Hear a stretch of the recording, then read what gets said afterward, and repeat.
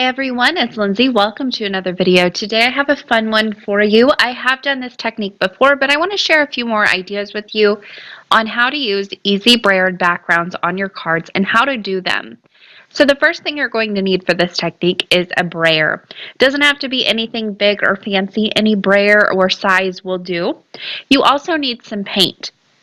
Now, in my previous video, which I will leave linked down below, I did share how to use just like craft acrylic, very cheap acrylic paint. That works really well, but today I'm going to be using the heavy body acrylic paints. I like these a little bit better when I'm working on my backgrounds, but use whatever you have on hand, or I will leave some links down below to some heavy body acrylic paints that work really well. You're also going to need watercolor paper or some kind of mixed media paper, something that can hold up to the weight and the moisture that these paints are going to bring to the paper. So starting off, I'm going to create an underwater scene, which is one of my favorite scenes to create whenever I'm doing brayered backgrounds. It's super easy. I put several different saturations of blue, I guess you could call it, on my palette here. I started off with a lot of blue and a little bit of white. Then I did about equal blue and white. Then I did a lot of white and a little bit of blue there on the bottom. And I'm going to create an ombre effect. So whenever you think of water, you think the further away, the deeper the water is from the light, the darker it is in there. So that is where I want my darkest color to be, is towards the bottom. And then as I go up towards the top of the paper, I'll do lighter colors. So I'm using my different blues here and just blending them together. This brayer creates a seamless blend without a lot of work. What it also does is creates a lot of texture. You can do different things with this texture. First of all, whenever you're using a few different colors of paints, you can mix them up completely and get a really nice solid color, or you could mix them up a little bit and get some streaky colors in there where you have different levels of colors in here. So here I didn't mix my blues completely, so I have some whites peeking through, I have some white splotches, I have some darker blues in there, and when it dries you can really see those different areas. You also get this great texture that you can see here in the photo. It creates almost a crackle-like effect, but it's not cracked, it's just the texture from the brayer, which is a really fun texture that you can feel on your card backgrounds. To finish this card, I'm going to be using some Joy Claire stamps. This stamp set is called I Think You're Swale. I will leave a link to it down below in the description box. I love this one. It's super cute, and it has some really fun sentiments in it that are going to be perfect for Valentine's Day, which is coming up. It also has some everyday sentiments in it that I love too, so it's kind of a year-round set that you can use anytime. Now I went ahead and stamped out a lot of the images from the stamp set. I did the little narwhal, the jellyfish, the seaweed down there at the bottom, and then also the three little shells. And I'm going to color these in with my colored pencils and blend them out with OMS. This is my favorite way to color, and I just love the look of it, especially on these little guys. I'm not going to show you all of the coloring because that would be quite a lot to include in this video, but I will show you the biggest image, which is the narwhal image. I used some teals on him, and then I also used purples and also a pink on his little cheeks. Now that pink I pulled over from the jellyfish, and then I also pulled in that teal from the shell up at the top, just to kind of coordinate all the different images together. I like to use a lot of the same colors. To finish this card, I'm going to frame my little scene here, and on that frame I stamp my sentiment, which is the happy birthday sentiment from that stamp set. I also added a little bit of craft cardstock that I just cut with my scissors and created a little area of sand down there at the bottom, and I glued that onto my frame as well. I popped that frame up on the background with some foam tape, and then I'm going to start adding my elements. I like to start with the biggest elements. In this case, it's going to be the narwhal and also my seaweed there at the bottom. I also like to group different elements together as I put these on.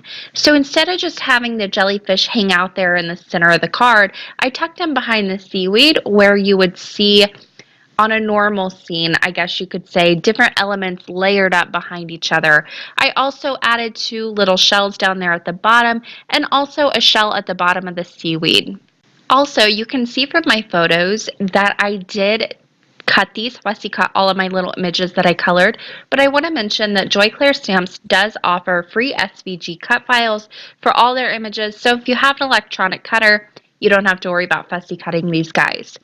So moving on to my next background, I am going to do a typical scene that I would do. So I'm doing some grass on the bottom and a sky on the top. Very, very simple. For this, I will need to do a bit of masking, but first I'm going to go ahead and start by mixing my blue and white paint to create a little bit of a lighter blue. I like the blue that I have, but it's just not light enough for me, and I wanted to go a little bit lighter. And I'll just start brayering this on the background. Now there at the bottom, I'm going to add a bit of painter's tape. That is going to keep my area free from any of the blue paint and create a nice line for me to add my grass later on. Now the great thing about your acrylic paints that you're using, they are opaque. So if you go over the line at all, no big deal. You can cover that up later on with more paint. It'll cover right up because the paints are opaque. Now I wasn't happy with the ombre situation that was going on here. It wasn't quite light enough for me. So I went in with straight white and just blended that into the blue, and it created this gorgeous ombre background that has some blue, darker blue peeking through. I love that you can just kind of layer these up however you want. Now for my grass, I'm going to blend quite a few colors here together. I wanted my green to be a little bit more on the yellow side, so I added yellow to it. And then also I'm adding quite a bit of white to really lighten that up. Now, like I said, these paints are opaque. So anywhere that I want to cover up the blue, I can just layer the green right on top of it and it will cover up no problem. I didn't want the different area between the grass and the sky to be a straight line, so I didn't even bother masking off the grass area. What I'm going to do is use my brayer to my advantage and use that edge of the brayer to just go up to the skyline and then just a little bit above. That is going to cover up a little bit of blue, but it's also going to create not a straight line, but almost a little bit of a jagged line. So I've got that grassy look down there at the bottom without any effort at all.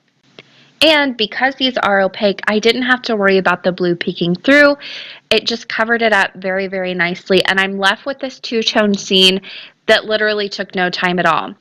For the finished card, I am going to be using this set, also from Joyclair Stamps, and it's called Best Buds. Now while I'm showing you this, I do want to mention that when I put my two layers together, I let the blue dry completely before I brought in the green. If you don't let them dry, they will blend together. So let them dry completely and then you can go ahead and cover up any areas that you want to. So to finish this card, I'm going to be using this little cat stamp, and I stamped that with Memento Tuxedo Black ink, which is my favorite ink to use whenever I'm using my colored pencils in OMS. Again, I'm using my Prismas here. I'm doing some very, very simple coloring. I'm blending those out with my OMS and blending stumps. Super simple coloring. For the cat on the left, the bigger cat, I'm going to be using some browns and very, very lightly going in with those and a little bit of pinks in the ears. Also, on the right-hand side, the smaller cat, I'll be using some grays just to switch it up a little bit and add some more colors and interest to this finished card. So I'm starting off with my darkest, then I go to my lightest, and then I just blend out very, very, very quickly with the OMS. Anywhere that I feel I need a little bit more color or a little bit more depth, I can go back in and add that and then blend that out as well.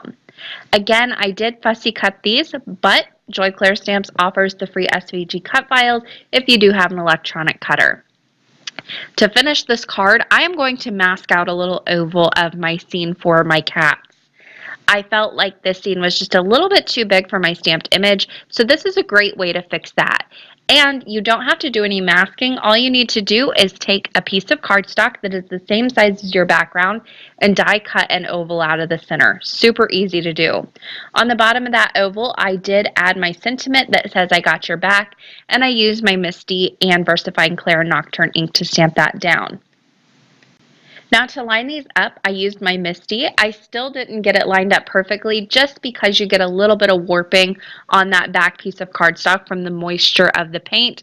If that happens to you too, just use your scissors and trim that off, and it's no problem at all. Now it's time to create my little scene, so I went ahead and put my cats down using foam tape just to add that little bit of dimension to this scene. And then I also added some clouds that I did a very, very light layer of blue ink blending on the bottom just to add a little something extra.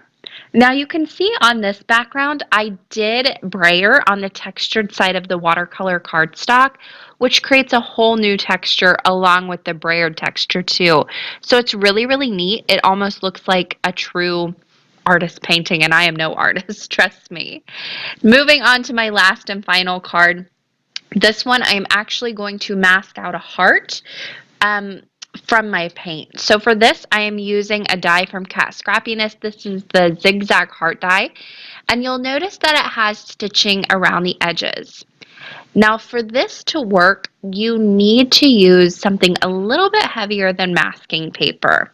This is label paper, and I bought a big pack of it from Amazon. I will leave it linked down below. Whenever I'm doing some really heavy masking, I like to pull this out. You still need to de-stick it to your shirt a little bit, especially if you're using something wet over it. It can leave a little bit of residue behind. So go ahead and de-stick it and then stick it down to your watercolor paper. Now I also am going to add a little bit of shimmer to my paint. For this, I am using Shimmery Goodness from the Crafters Workshop. This is a medium that is just a pearlescent medium that can be added to any other medium you have on hand. So here I'm using acrylic paints, but think modeling paste and gessos and things like that. It does lighten the color a little bit, so just keep that in mind. But anything you add it to, it's going to give a very, very pearlescent shine, and just it saves you from having to have a ton of colors on hand if you just want a pearlescent shine every now and again. So I did mix that up very, very thoroughly with a palette knife just to make sure everything is mixed in. It does thin down the consistency of the paint a little bit and make it a little bit more opaque, or not opaque, a little bit more translucent. So just keep that in mind when you're using something like this. I'll go ahead and start to brayer this over the background. Now, you do want to be careful with this mask. Even though it does have more stick than your traditional masking paper, it can still move. Mine pulled up a little bit because I was being a little bit too rough. So I would suggest go one direction with this, and also very, very light hand, and just do several layers instead of using a little bit more of a rough hand or a heavy hand. Now I felt like I wanted a little bit more of a darker pink, so I just used straight pink and added that on top of the pearlescent down at the bottom, and my brayer mixes it directly on my cardstock. I don't need to do any extra mixing. It just added that nice dark pink. Then before the paint dries, I like to take off that masking paper. The paint can sometimes dry and then act as a glue a little bit over that mask, and it won't want to come up as easily as it is when the paint is wet. So go ahead and pull that up, and you'll see that my paint even went through where the little stitch marks was. So I ended up with the stitch marks also on the heart, which I love. It was a total surprise, but a happy one. I love the way this turned out. I have all of that texture from the paint, plus I have that very, very shiny pearlescent shine on the background as well from using that Shimmery Goodness medium. There's a closer look at it. You can really see the shine there. It's a pearl look to any paint that you add it to. I'm going to keep this finished card really simple. I'm using one of my favorite sentiment set from Joy Claire Stamps. This is from their Bible Journaling Color by Face series line. It's called You Got This, and it just has some really, really awesome sentiments in it for anybody who's going through a hard time. I chose the It's Gonna Be Okay sentiment, and I'll stamp that down onto a flag banner.